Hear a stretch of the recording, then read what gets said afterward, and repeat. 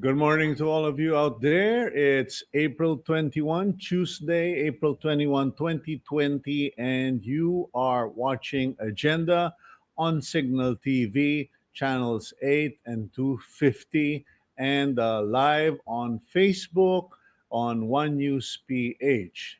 And today we will have quite a full schedule, and our lineup for today will include General Cirilito Sobejana of the Armed Forces of the Philippines, DILG USEC Jonathan Malaya, Jose Mari del Rosario of the Philippine Hotel Owners Association, Stephen Kua of the Pag-asa Supermarket Group, and of course, our very own Jen Kalimon, TV5 correspondent who is assigned to the Department of Health.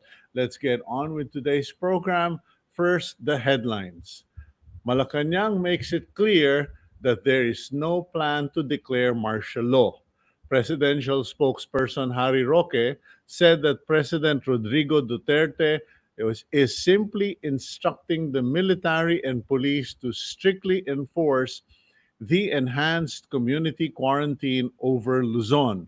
Roque dismissed reports that government is preparing for a total lockdown. Earlier, the National Defense and Interior Departments had already debunked a voice clip that went viral online, which was warning people to brace for a total lockdown. In other words, fake news. Meanwhile, President Rodrigo Duterte and US President Donald Trump engaged in a phone call in which both leaders talked about working together to fight COVID-19 pandemic. Presidential spokesman Harry Roque said the conversation took place late Sunday night and lasted for 18 minutes. But aside from the discussed collaboration between the Philippines and the US, Roque did not provide any more details about the call.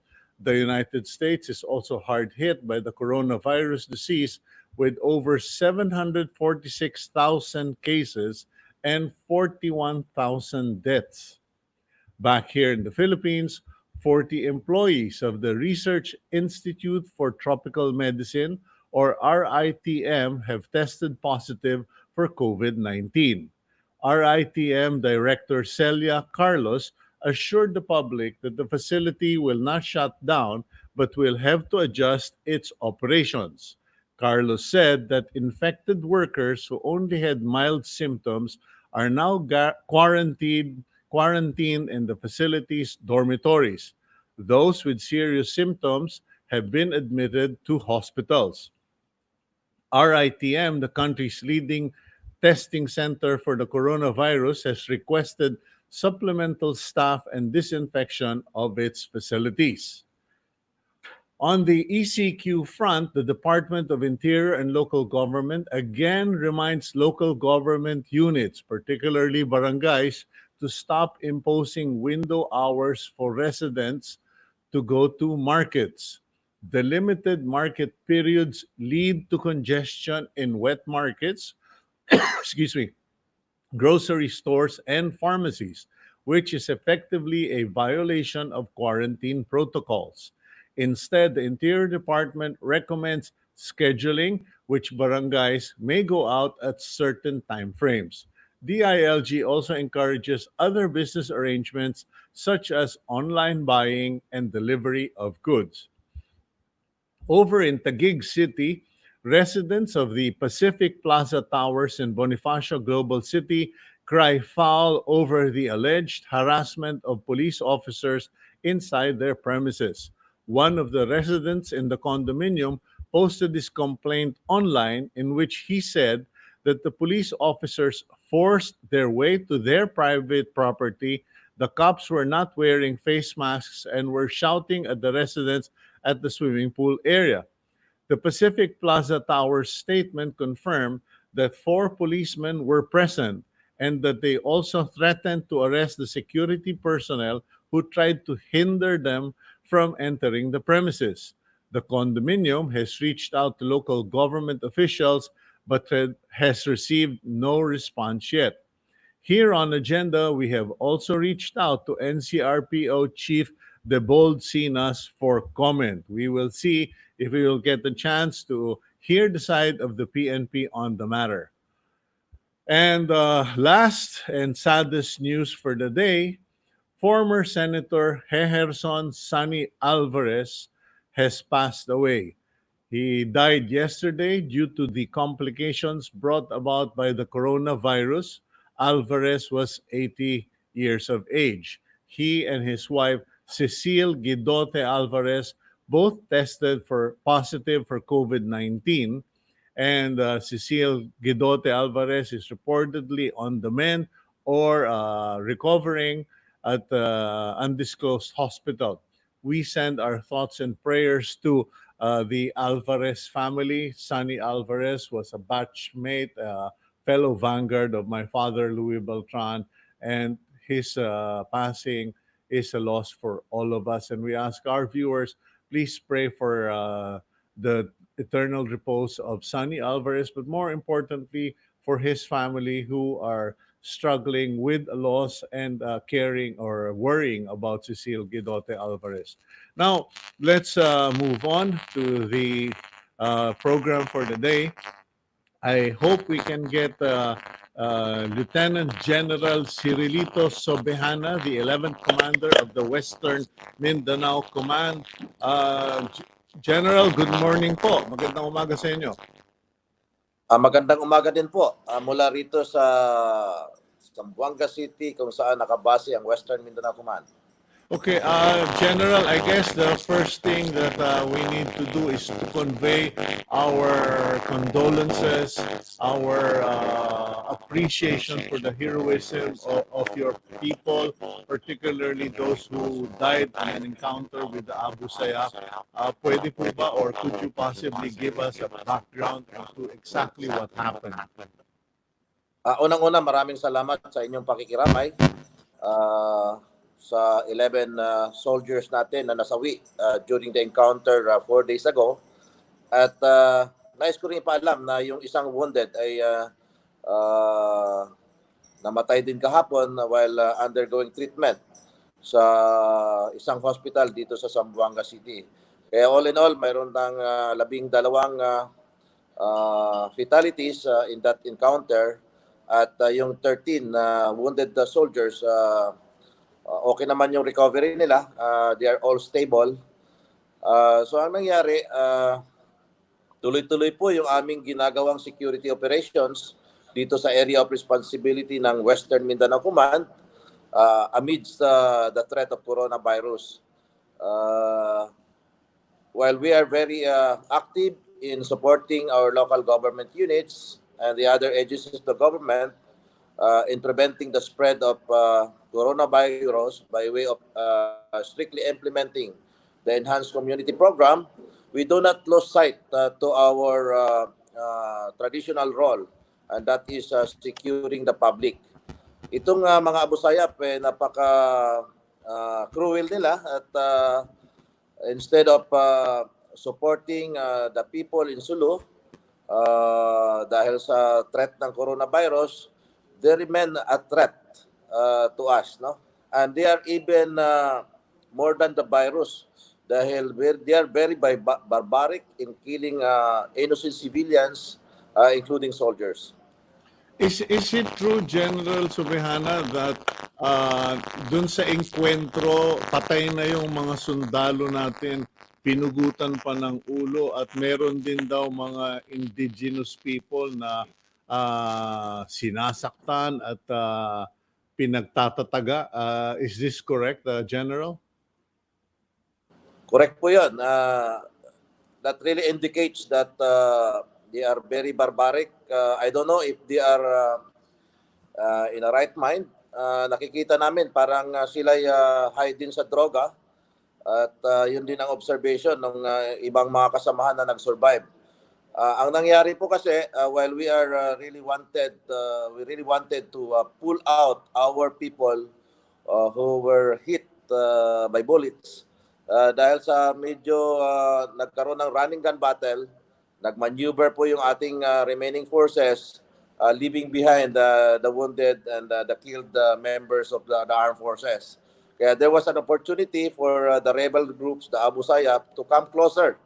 At nung nakadikit na sila doon sa mga namatay na mga kasundaluhan, tinaga nila yung tatlo, including one officer. At yung iba naman ay pinalo ng backstroke yung kanilang mga mukha. Kaya 8 of the 12 soldiers who died in that encounter ay closed casket. It's very sad. Hindi na sila makita ng kanilang mga mahal sa buhay habang nilalamay dahil we decided na mag close casket na lang dahil very morbid po ang sitwasyon. Okay, what is the Western Command, Westman Command going to do about this? Alam ko may mga follow-up operations na po kayong ginawa. Ito po ba yung nangyari dahil patuloy yung inyong kampanya to eradicate the Abu Sayyaf, or was this an attack on a non-combat unit na nagdadala lang ng supplies and medicines? As what I've said po, sustained, relentless yung ating security operations or combat operations against the various threat groups dito sa area of responsibility ng Western Mindanao. Pinaghahati po natin yung ating mga tropa. Mayroon tayong aktibong sumusuporta sa laban against COVID at mayroon din tayong mga dedicated soldiers running after the various threat groups. Dahil kung hindi naman natin sila uusigin, sila ay magkaroon ng pagkakataon na gumagawa ng hostilities against the civilians. And to some extent, nangingidnap pa sila. So we sustain the pressure at yung encounter kahapon or 4 days ago was a result of that relentless security operations that we are doing. We really appreciate that, General Sobejana. And matanong ko lang kasi usong-uso dyan sa Sulu yung paputok o pakalat ng balita that the Abu Sayyaf is going to launch an attack, etc. How true is it that there is a looming ISIS-inspired plan to attack Sulu? Ano po ba ang reaction niyo dyan? It was a fake news. Yung lumalabas na mga footages or videos sa social media, matagal na po yun. It was taken, I think, more than 2 years ago. And I was the Joint Task Force Sulu Commander when that footage was taken. Inilabas Okay. nila ngayon as part of their propaganda, and there's no truth that they will attack Sulu. Unang-una, they don't have enough forces now. Ang naengkwentro lang ng tropa natin ay more or less 40, at yun na yung pinaka-main body nila. At with us securing all the communities, we don't allow them to wage hostilities in any part of the AOR of Western Mindanao Command.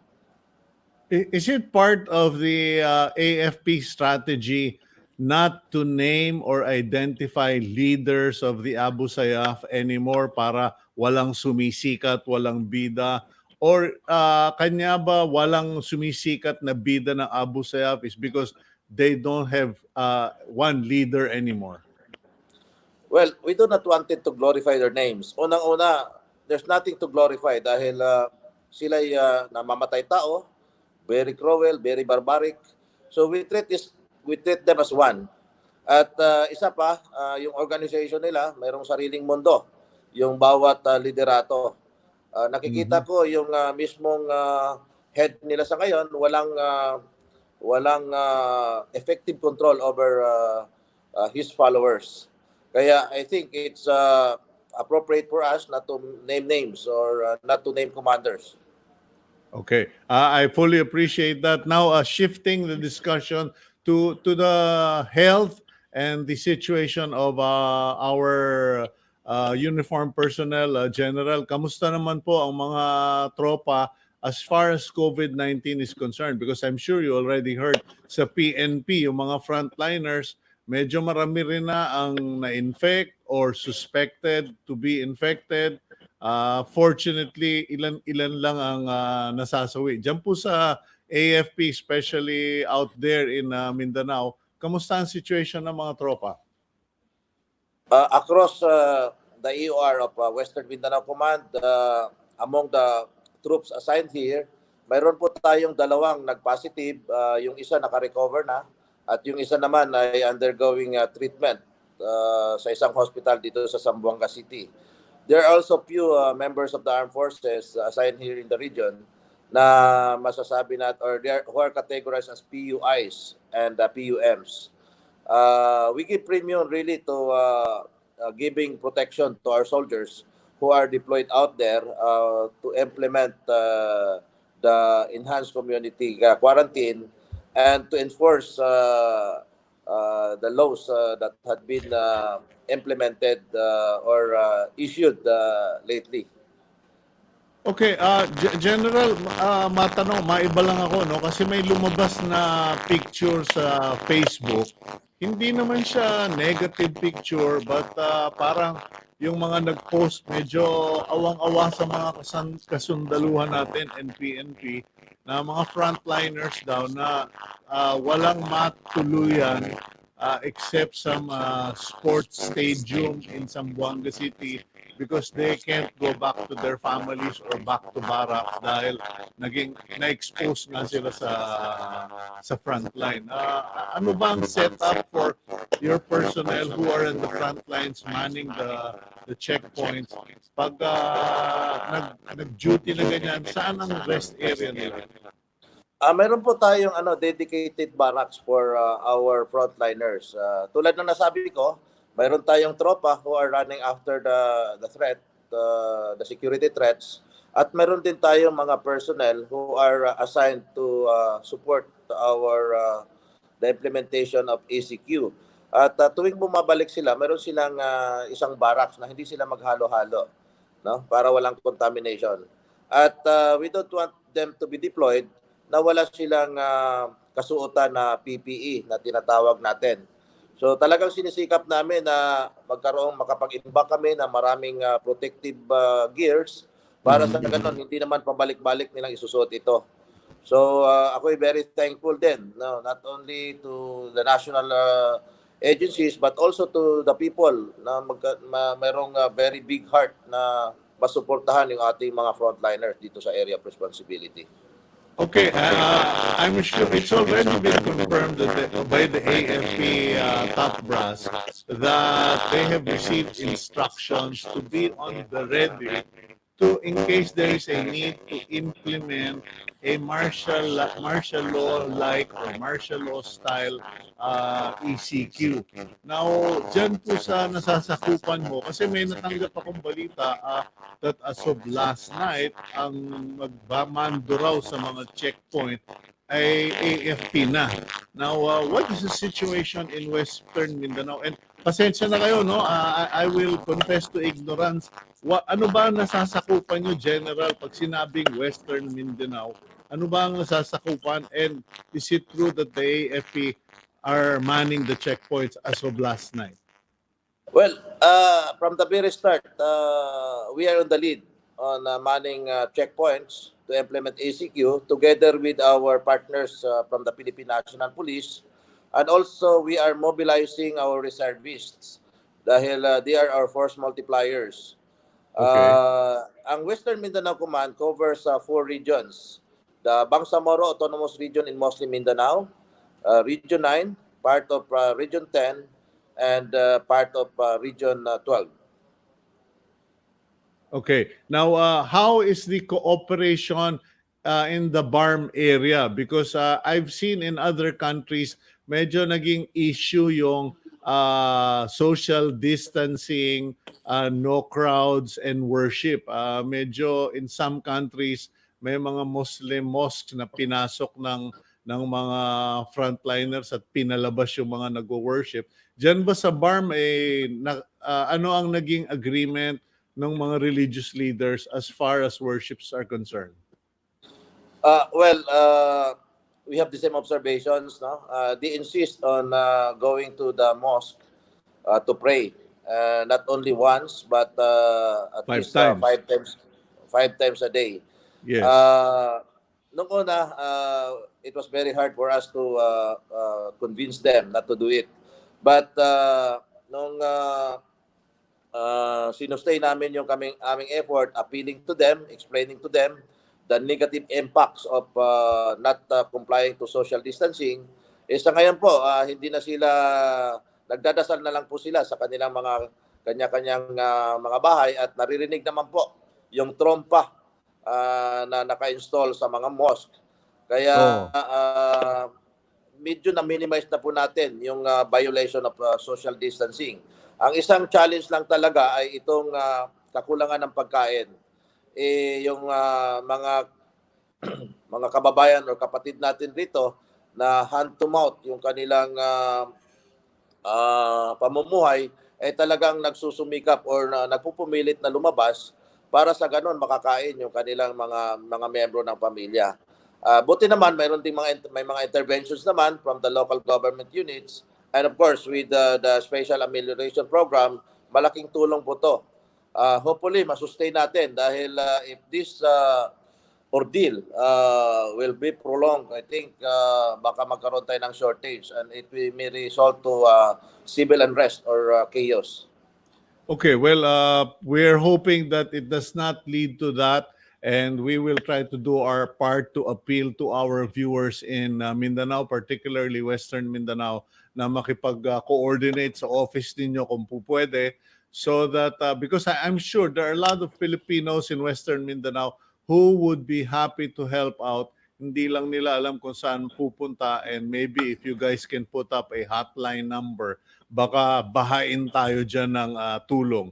In any case, General Sobejana, we want to thank you, and especially your brave men, the heroes of the AFP for their courage. Alam ko you are a recipient of the Medal of Valor.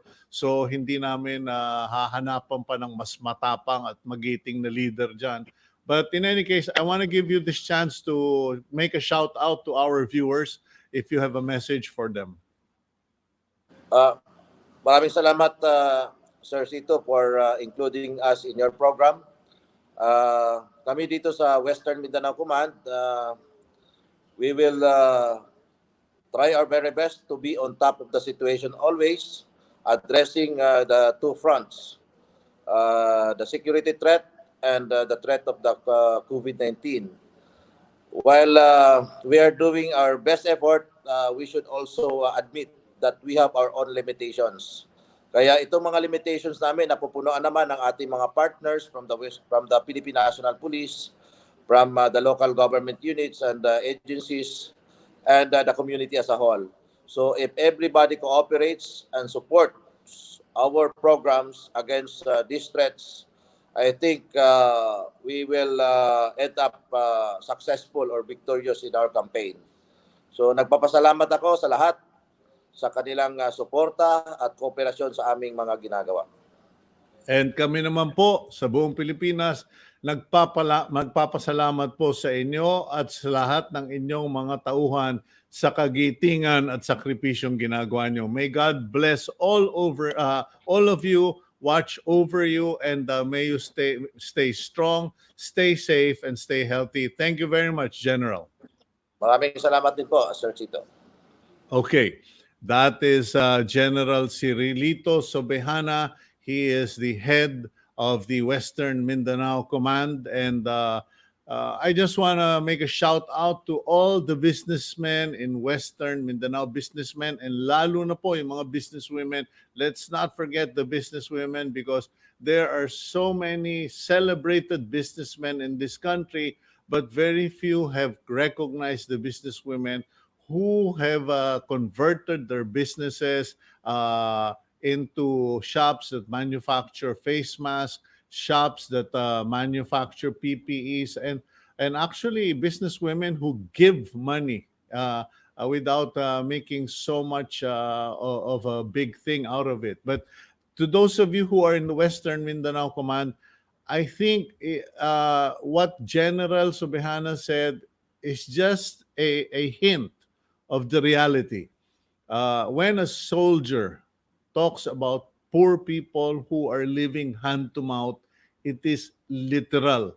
And I am imploring, calling upon our kababayans, whether you are Catholic, born again, Muslim, if you have some to spare, please work out a way to coordinate with General Sobejana, help send food and supplies not just to soldiers but to our kababayans who are living on a hand-to-mouth existence. Because at the moment, especially in the Visayas and in Western Mindanao, medyo pahirapan po yan. Malawak na mga bulubundukin yan, malayong mga daan at mga tawiran ng dagat. So if you're already in the area, please help. Anyway, let's move on to our program. Next up, we have a regular of agenda, none other than Undersecretary Jonathan Malaya of the Department of Interior and Local Government. Looking great. I love the shirt, USEC Jonathan. Thank you, Sir Cito, and good morning to all our televiewers. Okay, first up, I will give you the chance to clarify or remind the local government units regarding your recent announcement on no more scheduling sa mga palengke kasi mukhang may problema. Could you please make that clarification? Yes, Sir Chito. Essentially, it's just an advisory. It's an advisory to our local government units because the role of the DILG is to guide and to assist, and to supervise our local government units. But of course, we do not want to take over the LGUs in the sense that since they have local autonomy, they should have flexibility in implementing the guidelines set by the DILG. So essentially, Sir Chito, it's more of a sharing of best practices. So we learned, for example, from other LGUs that they have their mobile palenques already in place, and the mobile palenques help people stay at home and helps them to get their produce, to get the things they need without taking public transportation because there's none. Anyway, there's none available public transportation. The other purpose of the advisory is to share to our LGUs that when we have window hours, it sometimes leads to congestion in the public markets. So having read this memorandum, the mayor now has the flexibility to adjust this to local conditions and make the necessary decisions, which is for purposes of making sure that people stay where they are, and when they go to the public markets, they don't violate social distancing, or we do not have kumpul-kumpulan, which leads to what we don't want, which is mass gathering. Okay, so what will happen is bukas ang palengke all day, bukas ang supermarket most of the day.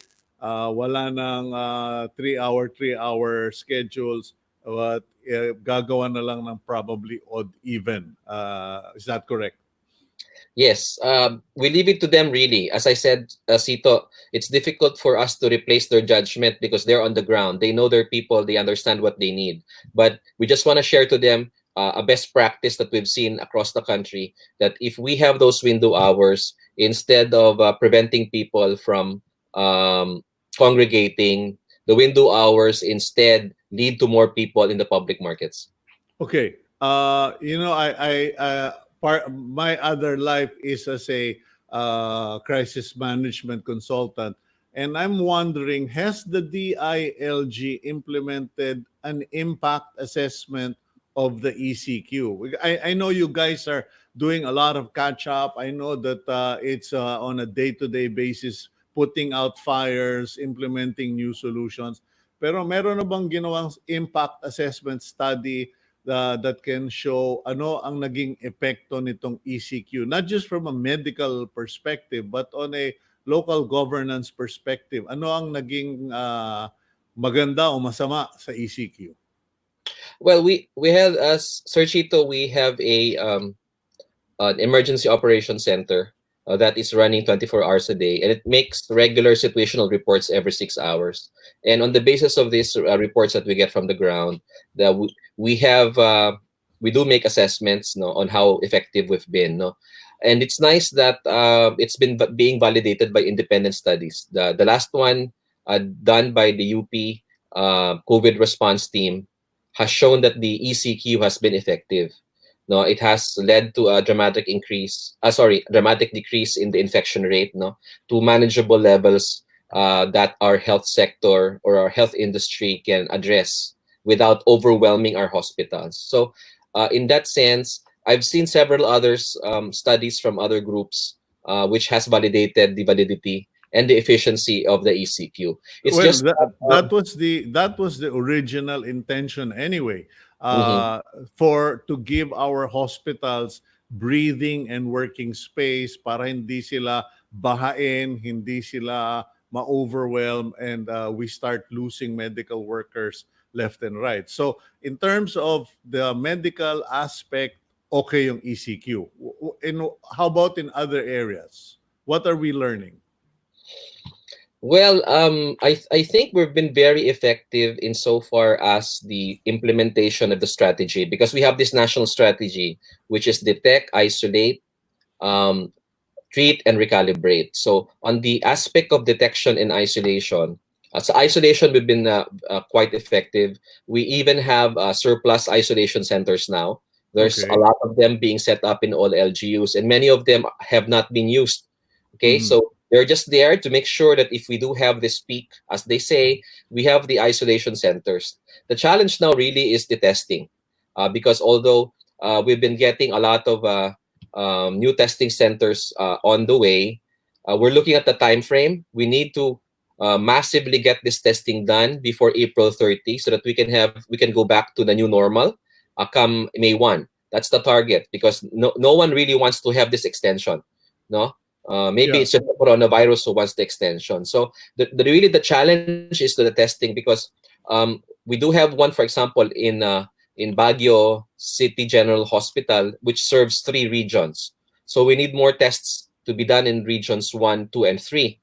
And then we don't have a testing center up to now in regions 3. Regions 3 is being serviced by Lung Center. But I was told by DOH USEC Vergere that the Jose Lingad testing center would be online probably on the 25th. No, there's Okay. one already in Bicol. No, there's one in Cebu, and there's one or two in Mindanao. But we need more, because the effectiveness of the How strategy. many, sorry, Yusek, how many exactly do we need? Because we siguro ayaw naman natin ng forever. Nagawa Mhm. tayo ng gawa ng test.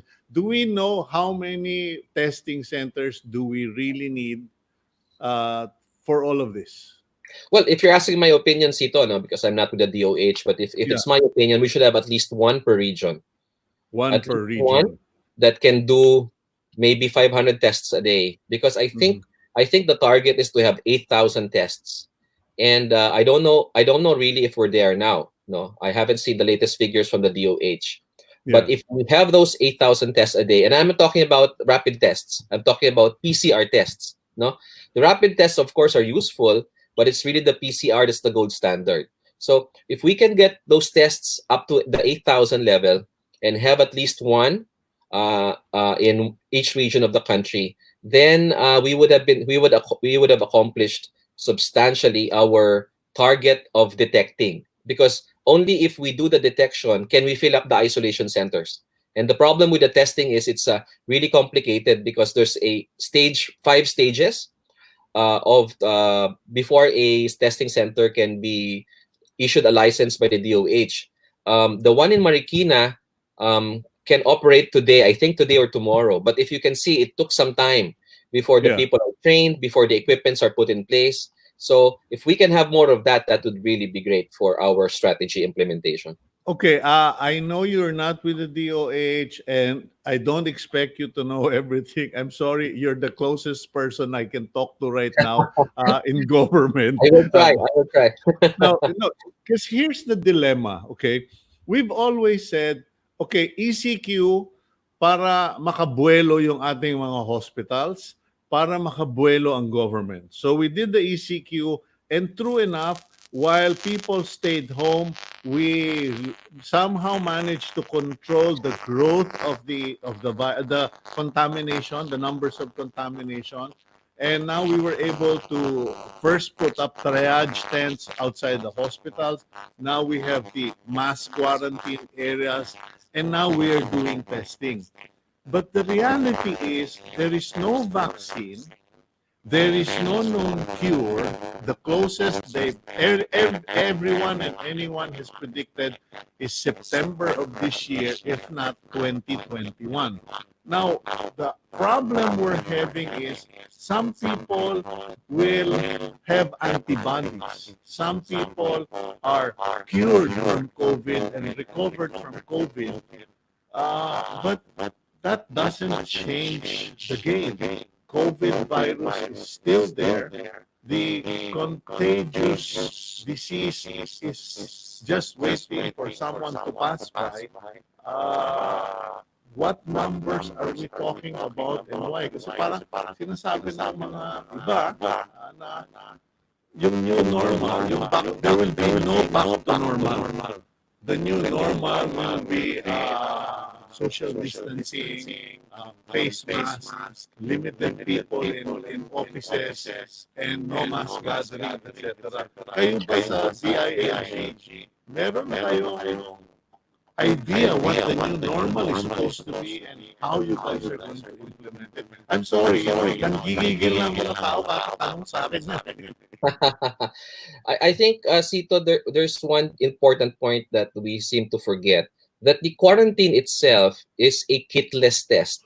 You know, when you ask people to stay at home, um, you are actually doing a test without a kit. Because Yeah. if you are at home and you happen to have contracted that disease and your immunity system is good, then you would have defeated the COVID while still at home. Okay, and we have Okay. seen this in so many countries around the world. So we really did the ECQ for two purposes. One is to prevent its spread because it does not have legs, so it cannot go out. Only people go out, so it's the people that spread it. And number two, the purpose of the ECQ is that people who have been infected by it but have good immunity, or sorry, have good immune system, Yeah. will defeat it on their own. And then, if they do not have any symptoms, uh, then would have then if they do not have any symptoms, then that's the end of the story. No, so really the challenge now to government is to do the contact tracing, of all of the people who have been contracted by the positives. And once we have done that contact tracing, we do we have them tested. Okay, we classify them as either PUI and PUM. Have them tested. The problem we have right now is that we have a big backlog, and we have to finish the backlog before we even think about going to that new normal. And the good news, Sir Cito, is that today the Philippine Red Cross is going all out in testing. They have purchased a lot of machines. The number of machines evade me now, but they do have. Okay. They have procured a lot of machines through Senator Gordon, and they have signed MOAs with the different LGUs in Metro Manila, so that although there are DOH testing centers assigned per LGU in Metro Manila, for example, the Philippine National Red Cross is also doing MOAs so that more people can be tested. And the mayors and Senator Gordon will be launching that mass testing with the Philippine Red Cross today. Are we going to do random testing or selective testing? Kasi may mga lumalabas na balita na kukunin lang yung mga at risk. Meron naman lumalabas na balita that we are better to do random testing, figure out the population, get a percentile average, and then let that be the basis of your recommendation to the president. Ano ba napapag-usapan sa IATF? Well, the random testing could be done if we have so many test kits, no? If we have such a big testing capacity. Okay. Unfortunately, we're not there yet. So DOH has a protocol that there's a protocol of priority. Of course, the first priority are of our health workers, and we just saw that, for example, in our ITM when it was reported yesterday that 40 of our health workers in our ITM have contracted the disease. Therefore, our first priority should always be protecting our health workers, because if our health frontliners get sick, no one will take care of us. The second, in terms of priority, of course, is the PUIs.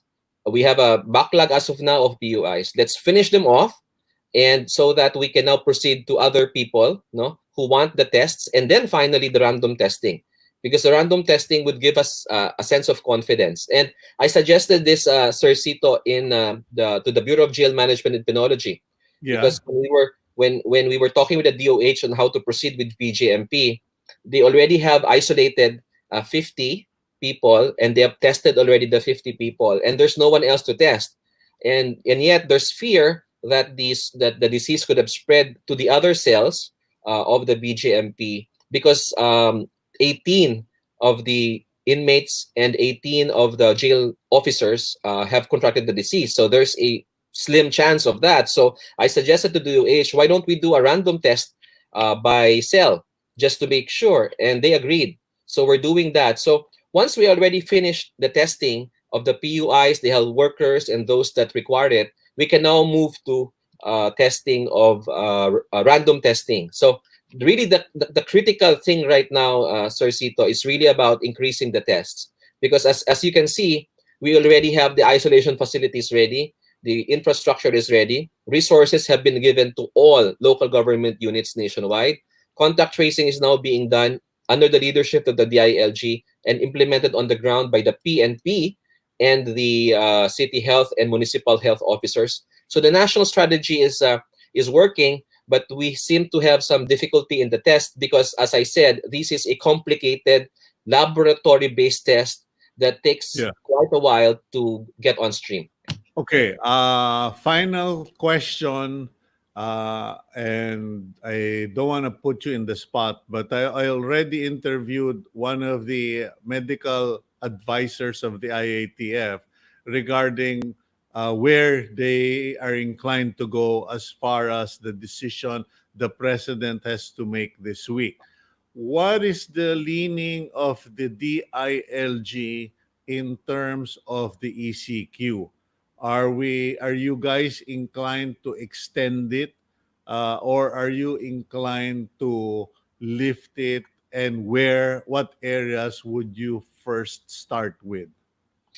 That's a very difficult question, Sir Cito, because that may be above my salary grade. I think that question is better asked to Secretary Eduardo Año.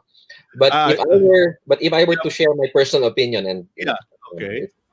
there's no one here, just the two of us anyway. just my personal opinion. I think we can start lifting in areas where we have little or nil number of COVID positives. There's many areas across the country, especially in Luzon. For example, in the Bicol region, we were able to contain the number of COVID positives there, and contact tracing is being done. And they have a testing center in Legazpi already up Well, and running. let's be specific, Yusek. No, like yesterday, I talked to Rodito Albano. If I remember our discussion, uh, I think they only have one or two, and then also Governor Mamba. I think they have less than a dozen. I think I'm not sure, but you guys will have to come up with that number. How Mhm. many is little? How many is too many? Because I think that's what people are waiting for, and we need to start managing people's expectations, or we're going to have a lot of headaches. And you know, I support government. I don't support politics. I support government. The last thing we want to see is, you know, what's happening in Michigan and in Washington, where people are just really being stupid and going out protesting. Yeah. Uh, what is the inclination of the IATF in terms of numbers? How many is few? Sir Cito, there's a committee of the IATF that's studying the post ECQ scenarios. I'm not a member of that committee, so I Okay. wouldn't know. But they are setting the parameters, as you said. There's a data analytics group that is looking at the figures right now, churning out the numbers, so that we can have a science-based decision insofar as this is concerned. Really, science is in control. I think I can assure the public of that. It's a science is in control. Really, on the part of the ILG, our desire, on my part, on my personal opinion, why I would want a partial lockdown or a modified quarantine be implemented after April 30, starting May 1, is precisely because of the social economic effects of the quarantine. You know, Okay. these are two issues interrelated: the health response and the social economic response. And the social response is something that we in the ILG are very much involved with. You know, keeping the people calm, making sure people follow the quarantine, making sure that the social amelioration gets to them, and attending to millions of complaints from about barangay captains, about local government officials, Yeah. Yeah. about so really it's a challenge. And if we can do a modified quarantine moving forward on May 1, that would really be the best scenario for Okay. our country. Well, I must thank you for emphasizing that there is a data analytics group, a science group that's doing this, because there a number of people were quite disturbed when the news came out that the government was talking to many ex DOH secretary, ex this, ex that, and not to be disrespectful, but you know, opinions are valuable. Advice is valuable, as they say. There is wisdom, as the Bible teaches us. There is wisdom in the counsel of many. But at the end of the day, it has to be data. It has to be data analytics, and it has to be number. And that's reassuring coming from you. In any case, I won't take up any more of your time, Yusek Jonathan Malaya. Thank you for the information you shared today, and I pray that you would stay strong, stay safe, and stay healthy. God bless you, sir. God bless you too, sir, and stay safe as well. Okay. That's Undersecretary Jonathan Malaya of the DILG. We'll go for a quick break, and we'll be back after 2 minutes.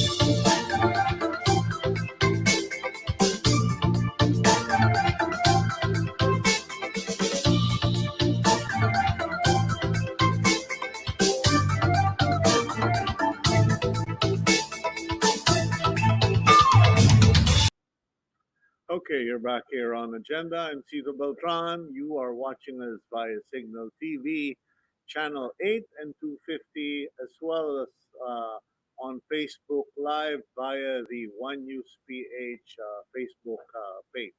Now, let's go to our associate, Jen Kalimon. She is our TV5 news correspondent assigned at the DOH. Let's see what's the latest with Jen. Good morning. How are you? Yes, good morning, Sir Cito. Well, first of all, I'll give you an update on the number of COVID cases in the Philippines. Well, as of yesterday, we have 6,459 positive cases with the addition of 200 new cases. So out of these positive cases, 613 have recovered while 428 died due to COVID-19. Cito. Okay. Okay. Now, did I noticed that spike this morning, 200 cases. Now, it's not really high. I think it's more on the plateau. But are these new patients going to the hospital, or are these coming as a result of that mass testing that the government is doing, as well as LGUs? Mm-mm. Well, Sito, according to the Department of Health, part of that significant number that we are receiving every day is that meron na kasing early detection or Yes. yung ating mga or meron ng high level of suspicion yung ating mga doctors sa pag-handle ng mga COVID patients. So hindi na rin nila hinihintay pa yung results bago nila i-treat yung patient. So tinitreat na nila yon agad-agad even without waiting for the result, and even the patients know uh, whenever they feel na meron silang mild symptoms, siguro awareness na rin nakatulong, they immediately go to the hospitals to have themselves checked, Sito. And aside from that, of course, because we now have 17 laboratories in the country, well, nakatulong yon para mas maraming matest for COVID-19, Sito. Okay, so I'm picking up two good points there that the doctors are no longer waiting for tests to confirm or negate COVID 19 in the patient. They're already assuming and treating. And second of all, there is now mass testing on the ground, and we are gathering this data more efficiently than before. Now, here's the second concern. There are, according to what you guys have given me, 17 current laboratories. 40 laboratories are undergoing certification. I was just talking to USEC Jonathan Malaya of the DILG, and everyone is talking about we need more, more, more, but no one has really said exactly how many and what areas should this be. Do you have any idea what the plan is as far as setting up the laboratories are concerned? Mm-mm. Well, Sito, the DOH hasn't actually disclosed kung ilan talagang mga testing labs yung kailangan ng Philippines. Pero as of now, they are saying that they are fast tracking the certification of these laboratories, the 40 labs which are still in the process of certification and licensing, so that we can achieve the 8,000 or more targets per day for this month. Because as of today, Sito, we can only, or our testing capacity is only 4,000 tests per day. So kapag mas marami pa sanang ma-certify na mga laboratories, ay mas marami pa tayong makakakandak na test for today. Pero wala pa talaga nasasabi ang DOH kung ilan ba talaga ang kailangan ng Philippines. So, base sa napapag-usapan and what I've been gathering from the news, it turns out the ideal, they say, is 8,000, or what they're assuming the goal will be is 8,000 a day, and we're only doing 4,000 a day. So, we have to double the number of testing laboratories in the country. Yes, that's true, Sito. And according to DOH, kaya nila nilagay sa 8,000 tests per day because experts say that at least 8,000 people ang pwede makakontract ng disease on a daily basis. That's why they are working double time para talaga ma-certify yung mga nag-a-apply na mga testing laboratories. It's just that, kagaya ng nasabi ng DILG a while ago, meron kasi mga stages na pinagdadaanan. That's 5 stages. So, if their personnel are not properly trained, if their equipment are not sufficient or hindi siya maayos na nai-install pa, so hindi pa siya papasa doon sa certification and licensing. Sito. How difficult is it, Jen? Because yung sa Marikina, as we all know, I mean, the mayor decided, I want my own. I'm putting it up, and the DOH said, no way, Jose, because you cannot put it on the sixth floor. So they got another building, and I think in what 1 month and a half they have something on the ground. What about the other LGUs? Is the DOH encouraging, supporting, or promoting other a laboratory facility in all cities? Mm-mm.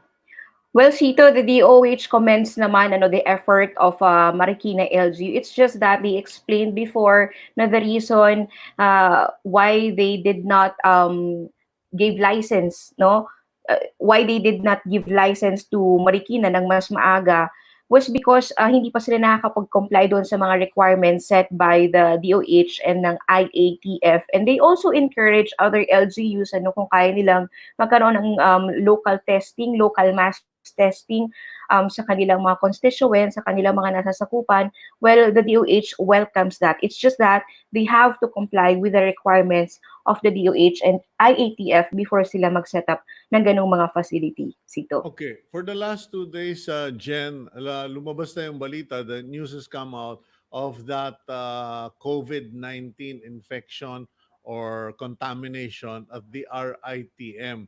Do you have any idea exactly what happened and how this affects the ability of government to fast track the testing? Sinasabi naman ni Director Carlos na they're still working and things are being cleaned up.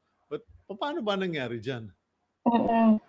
Well, actually, Sito, the DOH hasn't released any information about the contamination or alleged contamination in RITM. We'll possibly ask that question during the virtual presser this afternoon, Sito. Okay. So, nauna pa yung response sa press conference. Yes. Wala pang info about that, Sito.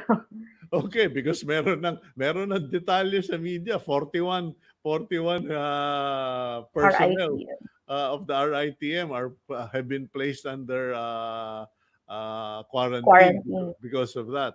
In any case, you mentioned that the Philippines has had 41 new recoveries and 613 in total. Did you get any information what the treatment protocol is or that's being used? Kasi Novartis, I think it's Novartis, got a approval from the US FDA to start trying out hydroxychloroquine as a alternative medicine for COVID-19. Instead of just malaria, magagamit na siya sa COVID-19 for clinical trials. Dito ba sa Pilipinas, what is actually happening in the hospitals? What are they using to treat the patients? Because I mean, we have to recognize the fact that tumaas yung recoveries, tumaas yung mga improvements, may nagbago, something changed. Do you have any idea what happened? Mm-mm. Sito, I think you are talking about the off-label drugs, which was mentioned by the Food and Drug Administration before. Well, part ang Philippines ng Solidarity Trial, it is an international clinical trial organized by the WHO to know kung paano nga ba natin masusugpo yung COVID-19. It's just that, according to FDA, wala pa talagang approved and certified na gamot or bakuna for COVID-19. However, may mga gamot na pinag-aaralan na nag-undergo pa sila ng clinical trial, and you mentioned ito yung mga off-label drugs na ginagamit for malaria and HIV. The reason why they are called off-label drugs was because they were certified before. Well, until now, they are certified drugs. It's just that meron siyang specific use at hindi for COVID-19. For So other ginagamit, application. yes, for other applications like malaria and HIV. So, Yeah. tinatry siyang gamitin ngayon sa mga COVID-19 patients, of course, with their consent. Hindi yun pwedeng gamitin ng doktor na hindi pinapaalam sa isang pasyente na kung para saan yung gamot na yun, and also yung mga side effects nung pag-inom ng mga gamot. So, ayun. So, off-label drugs muna, pwedeng ginagamit ng ibang mga doctors, pero kailangan ng informed consent. And hindi pa talaga siya yung standard na gamutan sa mga may COVID-19, ano? Kaya hindi pa siya pwedeng gamitin widely sa buong Pilipinas. And if I may just add, Sito, Yeah. na hindi ko nabanggit kanina, yung two factors kasi kung saan ina-attribute yung high recoveries. Again, first, mataas na nga yung index of suspicion ng ating mga doctors. So, hindi na nila, again, kailangan maghintay ng result before i-cure yung isang patient. Well, secondly, naging effective daw yung pag-monitor nila sa mga patients. Kasi, Sito, part ng mga recoveries ay yung mga patients who recovered in the hospitals, and also those who had mild symptoms or asymptomatic na naka-recover during their self-isolation or self-quarantine sa bahay. So, kasama Yeah. sila doon sa listahan. So, continuous yung monitoring sa kanila ng DOH para makita kung talagang gumagaling na sila. So, kung gumaling na sila during their self-isolation, or even habang nandun sa ospital, pwede na silang pauwiin. Pero after 2 weeks, kailangan pa rin nilang mag-undergo ng another series of tests to really confirm kung negative na sila sa virus. Okay, and if they're negative, bulletproof na ba sila sa COVID-19? That's my last question, Jen. Mm. Well, wala pa rin kasiguraduhan yan na Sito, ano, pinag-aaralan pa nga ng DOH kung possible ba na contract or magkaroon uli ng virus yung isang patient who recovered from COVID-19. That's why the DOH is advising those who recovered from this virus na once they are discharged, kailangan palakasin nila yung kanilang resistensya, and still to practice proper hygiene. Mag-isolate muna sila for 2 weeks, then observe themselves. Okay. Dito. Well, I wouldn't be surprised if after COVID-19, mag-medical school ka, Jen Chalimon, because you know so much already. And I just pray that you stay safe, stay healthy, and stay strong. God bless you, Jen. Thank you for all your inputs this morning. Great job. Thank you, Sir Sito. Okay, that's Jen Chalimon, our TV5 news correspondent at the DOH, and a lot of our young people, young colleagues, are really learning a lot from everything that's been happening out of COVID-19. Now, we'll go for a quick gap, and we'll just fix up some of our technicals here, and we'll come back, and hopefully I want to interview some people, particularly from the Hotel Owners Association. Do stick around and stay tuned.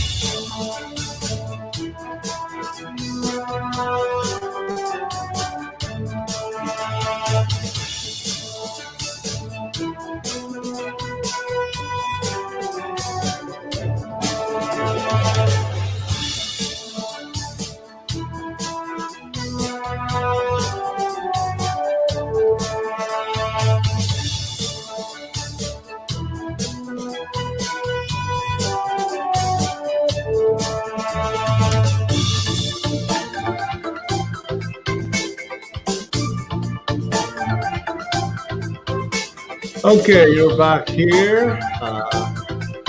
Okay, you're back here on Agenda. I'm Cito Beltran, and you are watching us via Signal Channel 8 and 250 or via Facebook Live on One News PH. Now, up next, we have Mr. Jose Marie del Rosario of the Philippine Hotel Owners Association. Microtel. I hope I got that right. Microtel hotels. Okay, we are having a little problem with our technicals there. But okay, I think Jose Mari, good morning.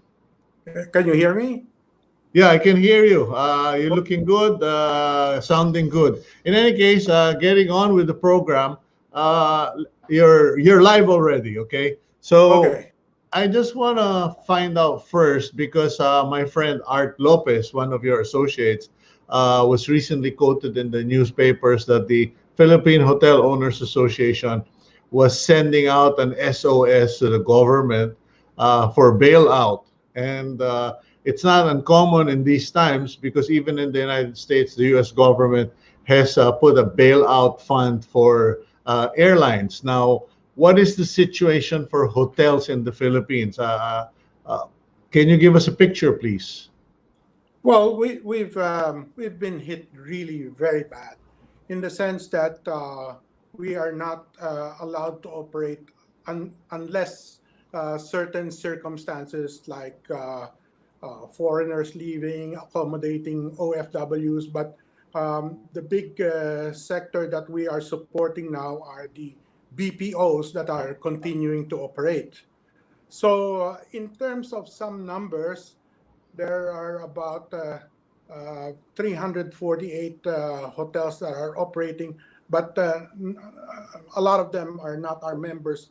About 102 or 20% or 30% of our membership is operating now here. Mostly in the Metro Manila area, some in the Calabarzon area. So it's a mixed bag. Okay, now what is your financial situation? Because you obviously have no cash flow.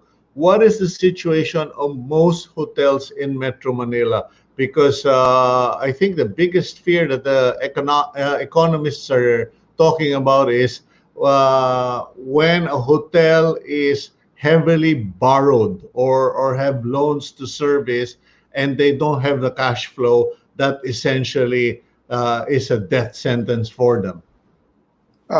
Well, you said it. It's really a death sentence, and both death and EBT and death. So it's really been a very heavy burden on how we are going to service. But among the proposals sent by the Philippine Hotel Owners Association to the DOT is a cry for help for fiscal incentives, tax breaks, extending loans to at very low interest rates to those who need it. So it's been our labor force has been really only those about 20% are working.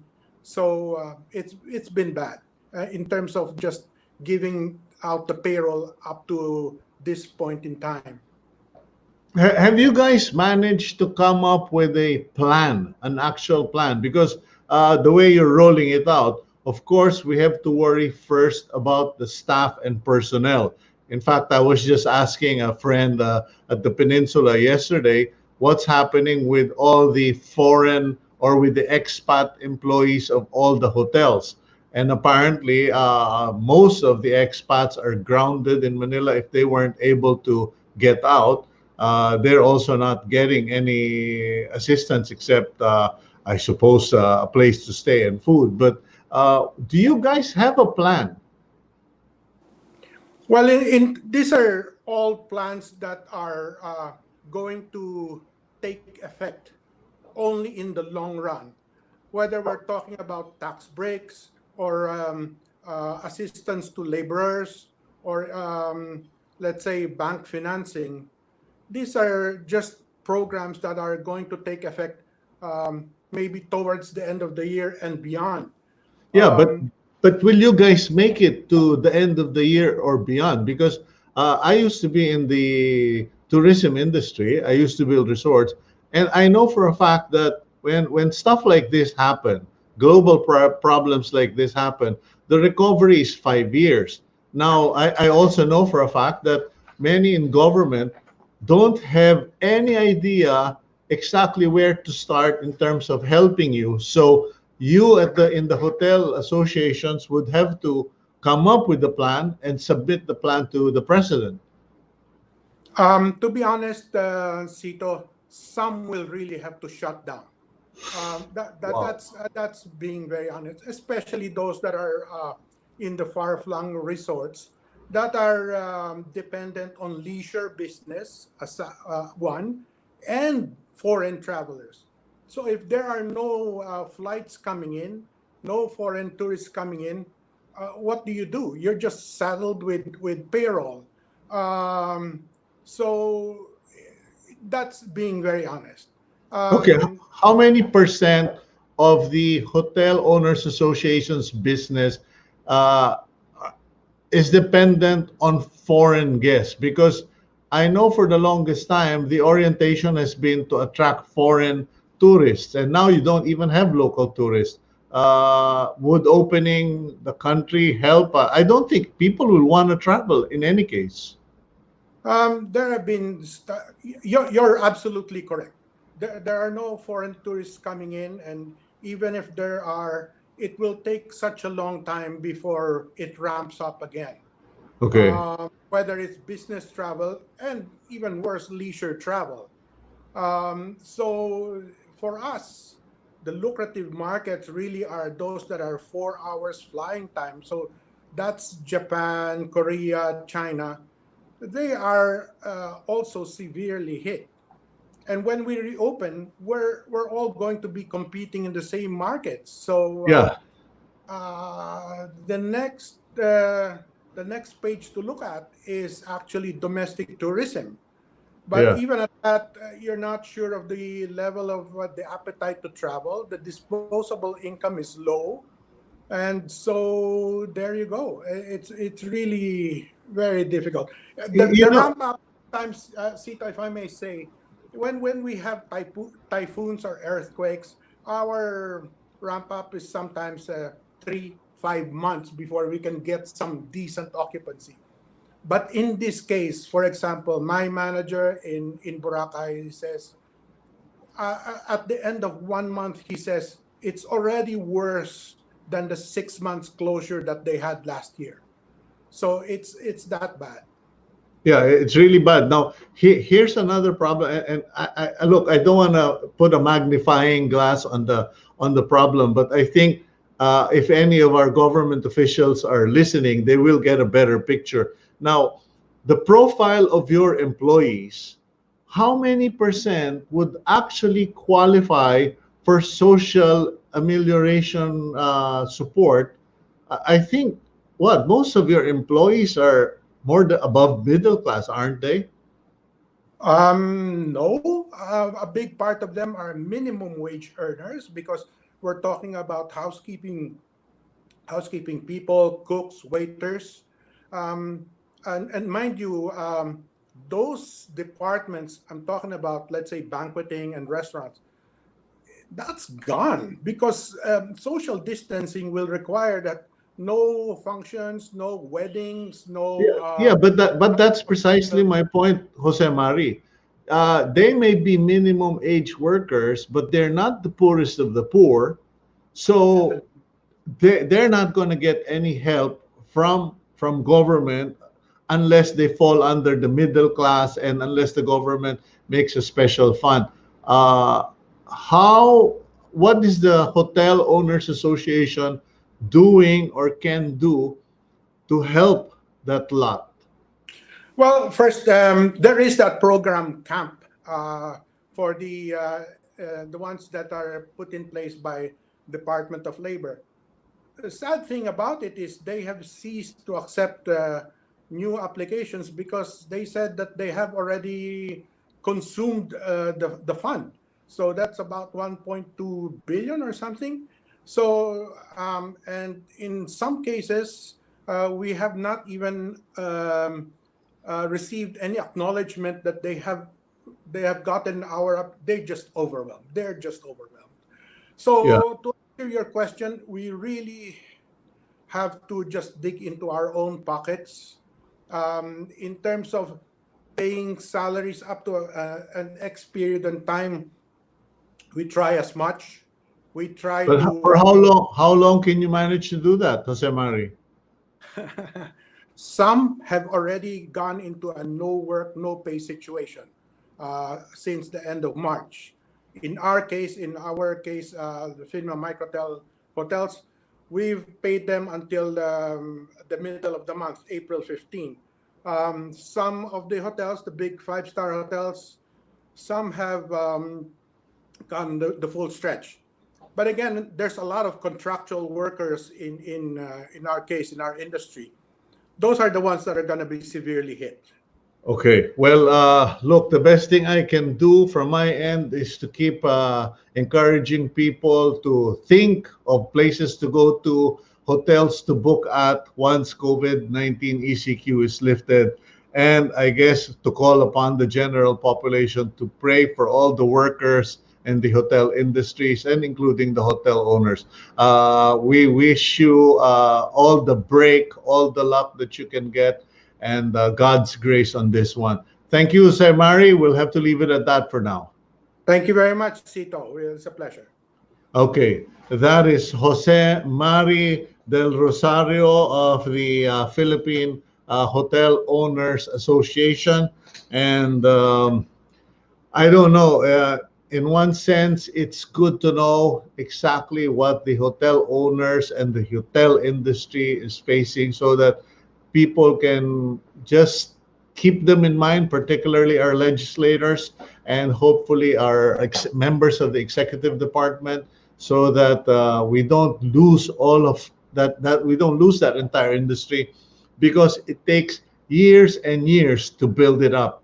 We can't just board them up and then when things go back to normal, we have to play catch up because they've been become dilapidated. So I'm praying that the government will come up with a plan, and I'm praying that the Philippine Hotel Owners Association, for lack of something better to do, can just sit down or do a teleconference and come up with a plan and submit it to the national government. Meanwhile, let's go to our next guest. He is Stephen Kua. He is president of the Philippine Amalgamated Supermarkets Association, Inc., or PAG-ASA.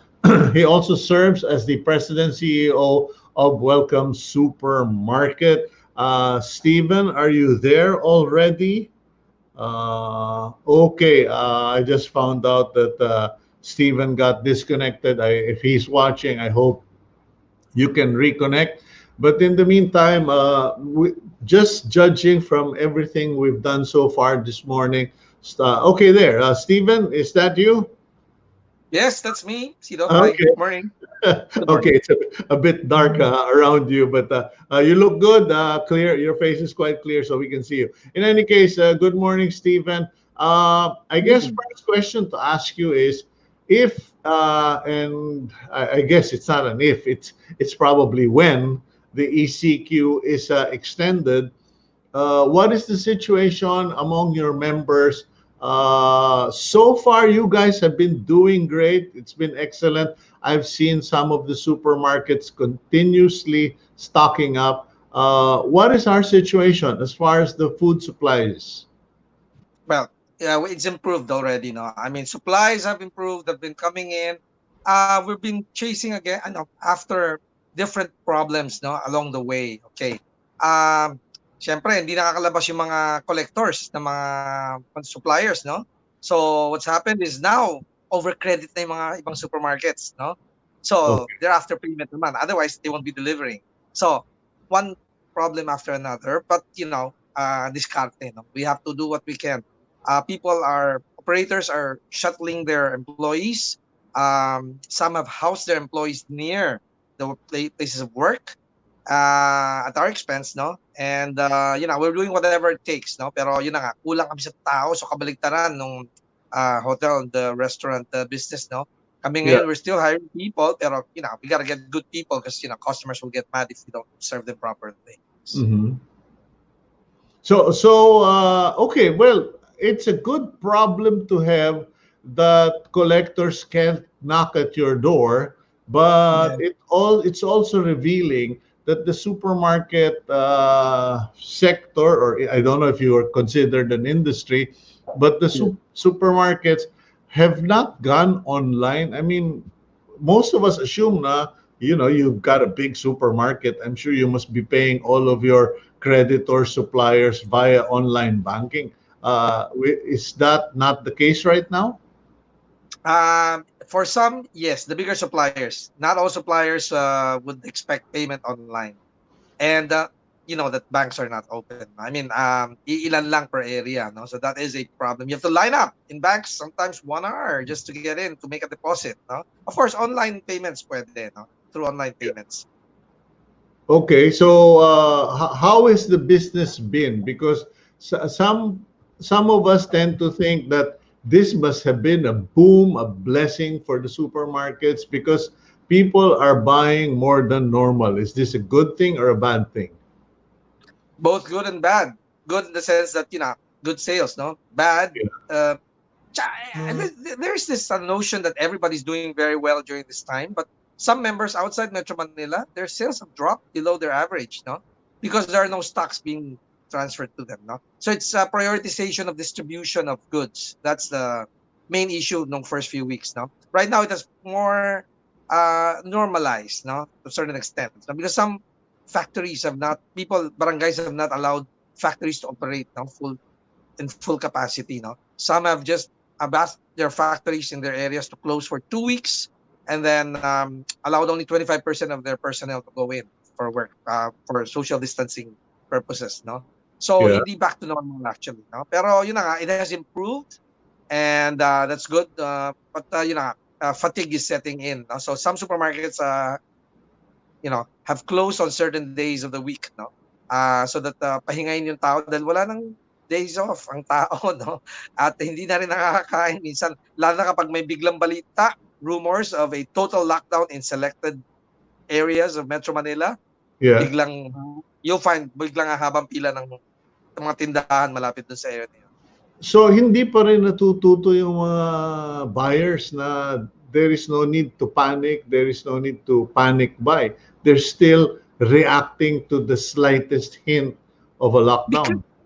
because it's not clear, no? Some barangays have been telling people mag-total lockdown tayo 3 days, certain area in Okay. Manila, no? So they were But told, on the local level, you're talking about local yes, level. yes, and these are a number of barangays. This is not one barangay, okay? These are whole Okay. sections, whole area of Metro Manila, in Manila, city of Manila. And the people were asked to stock up. They were asked to stock up. That's why people, all of a sudden rushed to supermarkets nearby.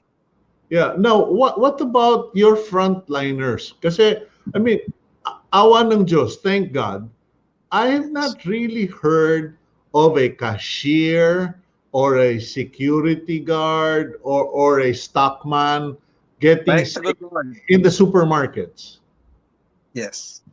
Well, actually, there is one small supermarket wherein may tinamaan daw. They closed down. The barangay asked them to close down for a week. Kasi pagkaalam ko, stay in pa yung mga tao nila. So, all the more, delikado. So, they had to disinfect the whole supermarket. No? So, meron. No? These are isolated cases, and these are not the more popular chains. No? So, on the side. No? And not member of ours, but I heard that they did have to close for a week. So it was one out of so many thousands, if not million. Well, di naman siguro millions ang worker nyo. So one out of so many thousands. So the good news is the supermarket owners have managed to apply the social distancing, the health hygiene, cleanliness programs properly. Kasi may mga nagkakalat ng balita na kumakalat ang COVID galing sa supermarket, which is Galing pang hospital. Galing pang hospital yun. Pero actually, it's not a doctor and not a medical worker. No? Kinalat lang niya na most likely, pwedeng ang daming tao doon. but where else will people congregate these days? That's the only place that you're allowed, right? Yeah. Aside from pharmacy, no? Diba? Well, in Diba? any ways, Manood ka. congratulations to you and to your members that you are taking care of your employees, securing the areas of concern in terms of social distancing and hygiene. And we hope that you will be blessed in your businesses, that you will carry on providing the much needed supply of the population. And God bless you, Stephen, and God bless all of your members. I'd just like to add that we are fearful for our employees, no, as well as ourselves. We have to go in and and check things out, no. We are fearful, but we're hoping that the good Lord will protect us since we're serving the my public. Yeah, trust me. I love going to the supermarket. Nowadays, it's too stressful for me. Thank you, Stephen. Take care of yourself. Thank you, Sito. Good Okay, day. and that's Stephen Kua of the Philippine Amalgamated Supermarkets Association of the Philippines. And that's it for our day today. We've had a good day. Thank you, Lord, for minimal glitches, and thank you for all our guests who were generous with their time, with their knowledge and their information. And we encourage all of you to please continue staying home, stay safe. And just before I go, the Tagalog term, resistensya, your immunity factor, that seems to be a big deal in all of this. And that's why me and my family, we double dosed on vitamin C, on zinc, on vegetables, getting enough rest. Because at the end of the day, based on everything I've read and seen, that seems to make the big difference. Your will to live, as one of our interviewees mentioned, and your resistance or your immunity. Take care of it. And last but not the least, most important, prayers. Now is the time when we need to pray. We need to be a nation on its knees, imploring the good Lord to protect all of us, provide all of us, and to love us. We in Agenda love all of you. Please take care. I'm Cito Beltran, and that's it for today.